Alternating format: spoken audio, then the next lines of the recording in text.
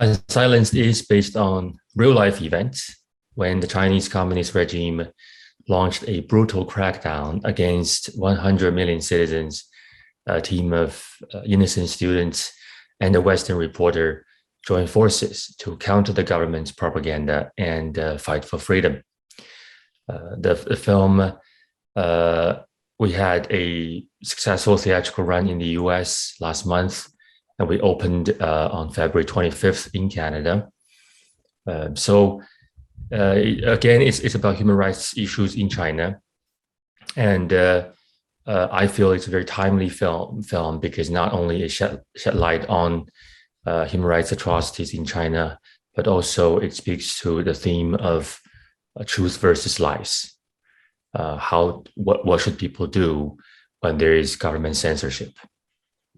It's a very relevant thing for our time now. Your movie focuses on the treatment of the Falun Gong in China, and in particular, China making it illegal in the late 1990s, and those who stood up for the ability to practice their religion, to believe what they want to believe, and to think what they want to think without government overreach. And I think the timeline is very important because it really demonstrates the bravery of those activists whose stories you tell in your movie, because it was just 10 years after Tiananmen Square.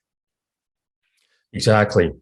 The story it began in 1999 when Wang, who was a PhD candidate at the prestigious Tsinghua University in Beijing.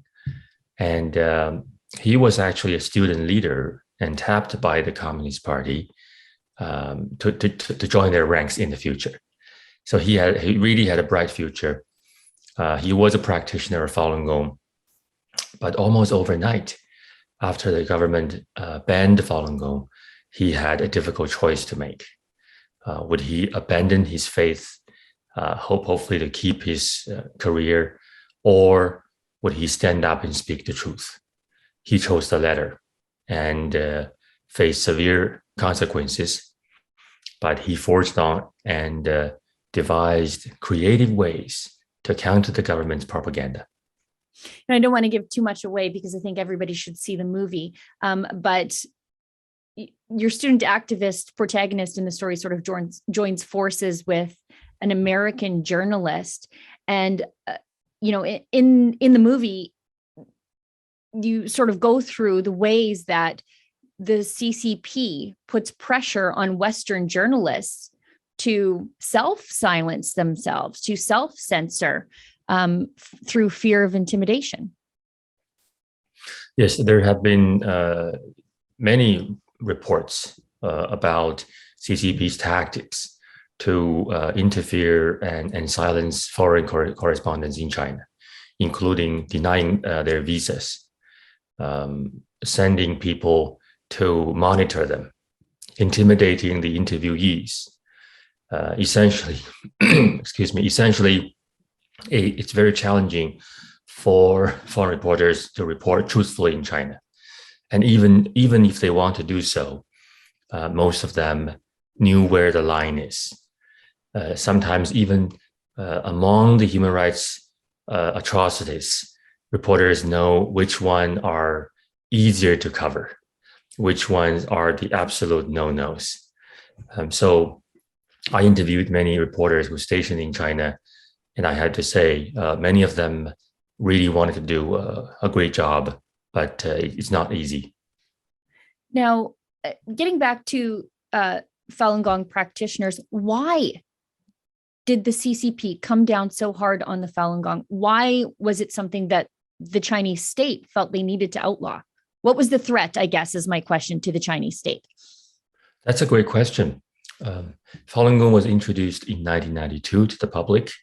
It's a Buddhist-based meditation practice that has the tenets of truthfulness, compassion, and tolerance.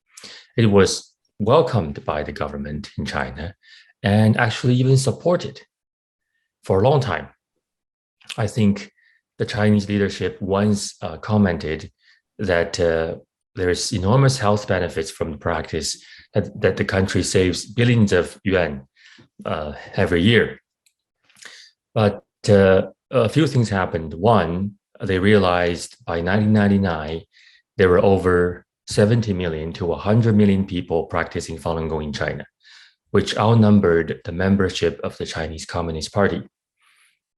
Although Falun Gong has no political agenda whatsoever, but being a communist dictator, Jiang Zemin was just so paranoid that he wanted to take action.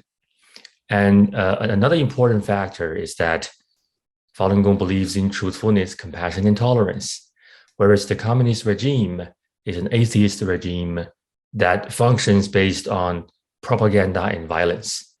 If a large percentage of the population actually believe in truth, actually believe in speaking the truth, it is no doubt a threat to the communist regime.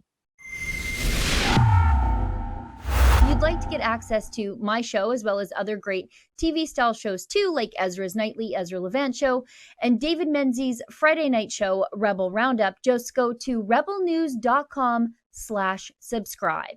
That's rebelnews.com/subscribe.